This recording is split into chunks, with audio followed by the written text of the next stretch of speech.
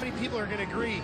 Well, now it's starting to jump towards Stewart. You think that knee's going to hang in there, Jeff? And then you got Barsha going. I mean, Barsha he turned to 50.7. He was absolutely flying. I'd take Stewart tonight. I just have a feeling he's going to get a good start. Now, this is going to close at the gate drop, so you got to hit those He wasn't running the pace, though.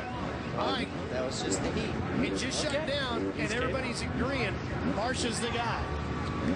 37,000 people jumped in on that. 37,000 of you. Thank you for participating with us. Glad to have you in there watching with us. Diana Dahlgren, Miss Supercross, ready with the 30-second board. Let's see if everybody's pick on Barsha, the majority of you, are right or wrong here. 30-second board is up. When that goes sideways, just start counting. Get your biking gear, get your clutch and your throttle where you want it, and focus on that gate. Villopoto all the way on the far inside. Could be an advantage on the start, Jeff. I would rather be on the inside than the outside, but that's pretty close to those tough blocks on the left. He's got Weimer, his teammate, right next to him. Probably not going to get pushed too hard by him. Then it looks like Trey Kennard next to him. Here we go from Phoenix, live on speed. Oh, Villopoto gets shut out. Millsaps again. Millsaps with a great job at the start. Dungy was off the track. That's him on the top left of your screen. Barsha's got the lead. Millsaps runs in second. Here we go in the opening lap. Reedy in third. Yep, there he is, right there. There's Villopoto, comes charging through. Wyndham's in the mix.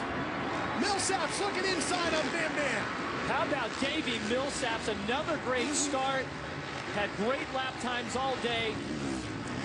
He's focused. He's got the red plate because he's your points leader. Weimer runs in fifth. Right behind his teammate. Sand section so messy. Just before we had that other shot, you see the 41 of Trey Kennard right there in the middle of your screen. Yeah, he's red running Honda. in sixth, just in front of Josh Grant and James Stewart. There he is on that number 7. Start was going to be key, and when the rider with the fastest lap times is out front like Barsha, that's going to be a tough combination to beat. Boy, Barsha looking great, finding that rhythm. As Villopoto and Reed starting to go at it. Look at Villopoto. He is so good at taking his bike and turning down early and accelerating out of the turns. Oh, now he goes down. He pushed the front end. And Ricky, you've been saying all week the front end could be a problem on that bike. Yeah, in my opinion, I've been watching it pretty close, and it just doesn't look that good. And I've told you guys those corners were going to get slippery, and that's exactly what happened. Now he's got to play catch-up again. He is now behind Stewart, which puts him in 8th. Unbelievable. What is the story with that front bike, front part of the bike? What have you seen? Yeah, I know they have changed suspension manufacturers here, and it just doesn't look like it's in the track like it should be. Oh, look at that! Grant pushes past Stewart. Here comes Villopoto. Up along the top blocks. 3 riders bar to bar. Stewart on the inside. He's back to the front of that group. Villopoto cut back down, made the pass on Grant. Look at, oh, Villopoto stands it up on the front tire, having to check up for Stewart. Sliding around, that's the home plate area. That's a flat 180 turn, and it's dried out. Like we mentioned how in the past, this track starts to dry out. That hard base underneath gets really slippery. The home plate area is like that. In through that sand section. Boy, if you're having problems with the front end, that's a spot where it can really show up, too. Yeah, it really is. Hey, it was 1 week ago that both these riders were together in the same situation in the pack, trying to pass each other. Yeah. Running 6th and 7th right now. James Stewart, Ryan Villopoto, a couple of 2-time champions. Yeah, it's like, you know, James has his issue with his knee, and it's like Villopoto isn't taking advantage of it. Well, meanwhile, the guys up front are making up some nice points. Watch him cut. Oh, he couldn't cut down right there. Yeah. This is pretty even. Not as even as I thought it would be as it plays out. But see, doubles into the turn there and try to get a little grip. Make the triple. Oh, Stewart, little bubble there. Little Here's Kennard. He's got Weimer challenging him. They're fighting over board. Kennard in red. On the Muscle Milk Honda. The Monster Energy Kawasaki right behind him with Weimer. Pretty impressed with Trey Kennard. Once again, gets a solid start right here. Looking at the lap times, you got Barsha at a 51.6. Everyone else is in the 52s or higher. And Dungey, by the way, who kind of come through the LCQ, is running in 13th. Look at how Villapoto there just tripled and then soaked up that little fourth jump. Yeah, it's pretty amazing how Stewart, you know, you can tell he's not his normal self, but he's still in front of the defending champion, just riding right there in front of him. Yeah, but his fastest is a 53.1. Barsha's at a 51.6. Huge difference.